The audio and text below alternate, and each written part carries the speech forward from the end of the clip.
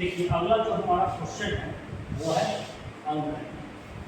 अंकन को हम इंग्लिश में क्या कहते हैं? Notation.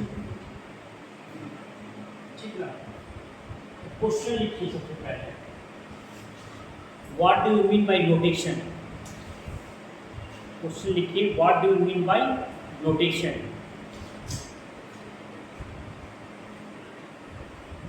What do you mean by notation. Discuss its merit and demerits. What do you mean by notation? Discuss merit and its demerit. Discuss its merit and demerits. तो हमारा सबसे पहला क्वेश्चन क्या बोला है? What do you mean by notation? Notation को हिंदी हम लोग क्या कहते हैं? अंकन। तो अंकन से आप क्या समझते हैं? अंकन से आप क्या समझते हैं? इसके अंकन से आप क्या समझते हैं? इसके गुण और दोषों की आवश्यकता की चर्चा करें। हम लोग क्या करना है? मेरिट्स और डिमेरिट्स दोनों इसके बारे में पढ़ना है। ठीक है, मेरिट्स और डिमेरिट्स। तो हमारा सबसे पहला क्वेश्चन क्या है? अंकन, है ना? अंकन से आप क्या समझते हैं? तो हमारा देखिए सबसे पहला क्या है? वर्गीकरण, है ना? हमारा सबसे पहला पॉइंट वर्गीकरण है। वर्गीकरण मतलब कि पुस्तकालय प्रलेखों को व्यवस्थित करने के लिए किसी न किसी क्रम की आवश्यकता पड़ती है ना? लाइब्रेरी में मान लीजिए कोई भी किताब है ना, कोई भी किताब आएगा तो उसको आप व्यवस्थित कीजिएगा। व्यवस्थित करने के लिए कोई ना कोई तो क्रम आप अपनाइएगा। ऐसा थोड़ी है कि किताब आया और लाकर रख दिए, है ना? तो उसके लिए क्या है? कोई ना कोई हम लोगों को क्रम की व्यवस्था करनी पड़ती है। उस समुचित क्रम जो रहता है वो किसके लिए फायदेमंद होता है? पाठक और वहां के जो कर्मचारी होते हैं वो दोनों के लिए यह काफी फायदेमंद होता है, जिससे वो आसानी से किताबों को ढूंढकर आपको पहुंचा दे। या कहीं व्यवस्थित क्रम में रखा रहेगा तो आप जाइएगा और खुद से निकाल के पढ़ लीजिए। और आपका क्या कर्तव्य बनता है कि हम किताब जहां सुखाएंगे किताब को पुनः उसी जगह पर रख देंगे। तो ये हमारा है। तो अंकन में क्या है कि पुस्तकालय के उद्देश्य की प्राप्ति करने हेतु वर्गीकरण की आवश्यकता होती है ना? पहले तो हम रखेंगे किताबों को, और वर्गीकरण की सफलता है तो विषयों की प्राकृतिक भाषा में किसी मानक कृत्रिम भाषा में अनुवाद किया जाता है। मान लीजिए जैसे इकोनॉमिक्स की किताब है ना, मान लीजिए इकोनॉमिक्स की किताब है तो क्या है ये? प्राकृतिक भाषा है। अब हम लोग क्या है, लाइब्रेरी की भाषा में इसको कृत्रिम भाषा में आर्टिफिशियल लैंग्वेज को बदलेंगे। आर्टिफिशियल लैंग्वेज को हम बदलेंगे। तो हमने क्या बताया था? हमारा होल ऑफ यूनिवर्स कितनी भाग में बटा है? 10 मेन क्लास में। हमने बताया था 10 मेन क्लास। क्लास को 10 डिवीजन में बांटे तो 100 डिवीजन। 100 डिवीजन कितने भाग में बटा? सेक्शन में। यानी हमारा होल ऑफ यूनिवर्स कितने भाग में बटा? 1000 सेक्शन में। 000 से लेके 999 तक हमारा बटा हुआ है। तो हमारा इकोनॉमिक्स किस चीज में आता है? सोशल साइंस में, है ना? सोशल साइंस में आया। सोशल साइंस में नंबर क्या है? 300 आया। 300 में जाना है।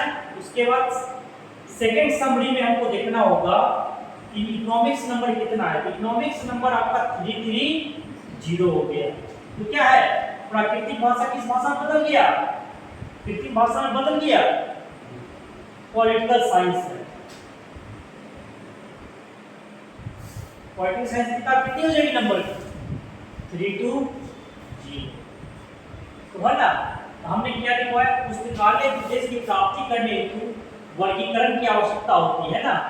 मान लीजिए फिजिक्स की किताब आई केमिस्ट्री की किताब आई, इंग्लिश की किताब आई, हिंदी की किताब आई, हम क्या किए, वर्गीकरण करना आवश्यक है। सबको हम लोग क्या किए, छांट दिए। सबको छांटने के बाद क्या किए, और वर्गीकरण की सफलता है तो विषयों की प्राकृतिक भाषा, छांटने के बाद क्या है, प्राकृतिक भाषा। इकोनॉमिक किताब एक जगह लगाए, फिजिक्स के अलग लगाए, केमिस्ट्री के अलग लगाए, जूलॉजी के अलग लगाए, और उसको लाइब्रेरी की भाषा में हम लोग उसको बदल दिए। हमारा लाइब्रेरी की भाषा में क्या होगा, इकोनॉमिक्स की किताब का नाम क्या कहेंगे, 330। पॉलिटिकल साइंस की किताब आई तो 320। 330 320 नहीं कहेंगे, लाइब्रेरी की भाषा में 330 320। इस तरह हम लोग इसको कहते हैं। 330 कहिएगा, 320 कहिएगा, ये नहीं। आप में और अन्य लोगों में यही फर्क है, जो लाइब्रेरी साइंस के स्टूडेंट है ना, वो इस चीज को समझेंगे। 330 320 कहाँ से आया, हमने पढ़ा तब तो 10 मेन क्लास को डिवीजन में बांटे, डिवीजन को सेक्शन में बांटे। अन्य लोग इस बात को समझेंगे नहीं समझेंगे, जो इसके विद्यार्थी है, जो पढ़ते हैं, वही चीज को बात समझेंगे। इसी बात को हम आपको लिखवाएंगे, अनुवाद किया गया, उसे अंतर कहते हैं। अंतर में क्या हुआ, देखो क्या नंबर डाल दिए, आ गया, इसी को हम लोग अंतर कहते हैं। देखिए पुस्तकालय में प्रलेखों को, पुस्तकालय में प्रलेखों को व्यवस्थित करने हेतु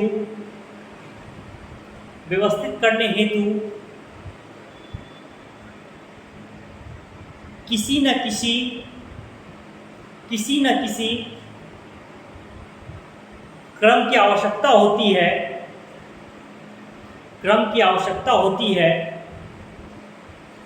जो समुचित क्रम पुस्तकालय एवं पाठक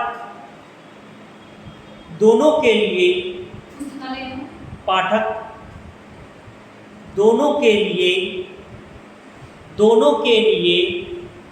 नितांत आवश्यक है।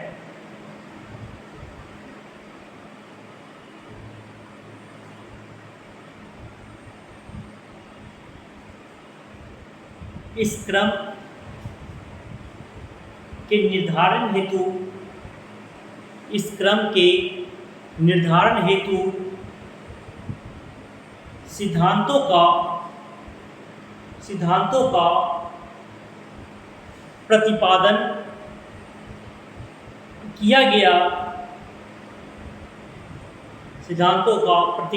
किया गया है, जो वर्गीकरण पद्धति कहा जाता है।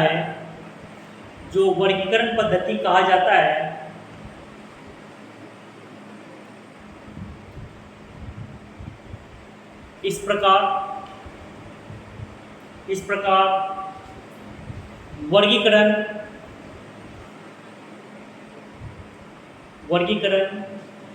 ग्रंथालय विज्ञान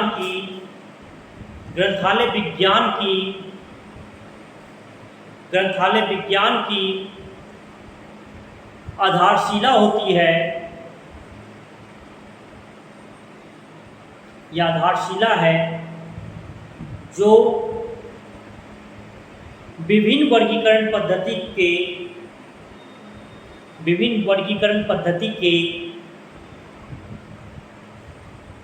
अपने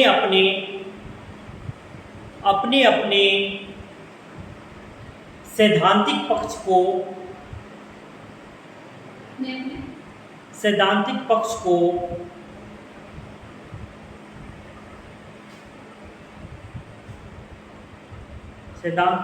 को कार्यान्वित करने तथा व्यवहारिक रूप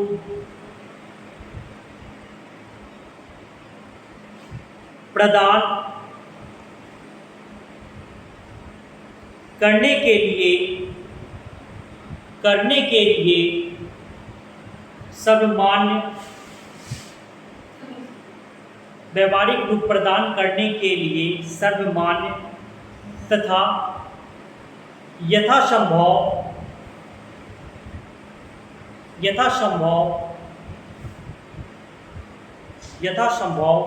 सरल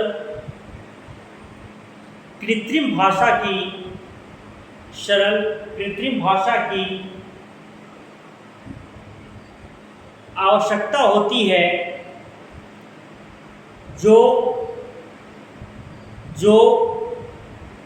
अंकन कहलाता है।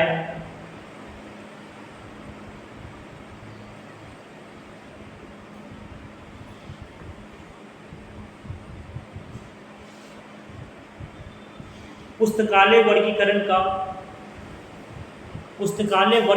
का व्यवहारिक मूलाधार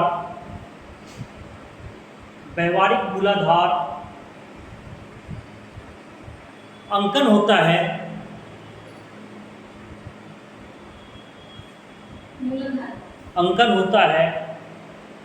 अर्थात दूसरे शब्दों में कहा जाए तो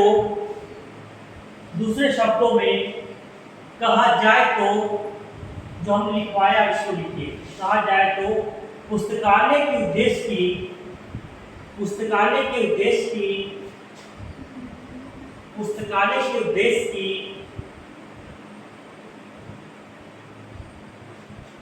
प्राप्ति करने हेतु वर्गीकरण की आवश्यकता होती है और वर्गीकरण की सफलता हेतु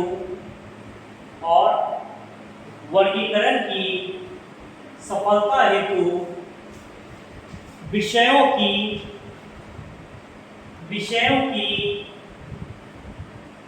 प्राकृतिक भाषा में किसी मानक कृत्रिम भाषा में अनुवाद किया जाता है, उसे अंकन कहते हैं।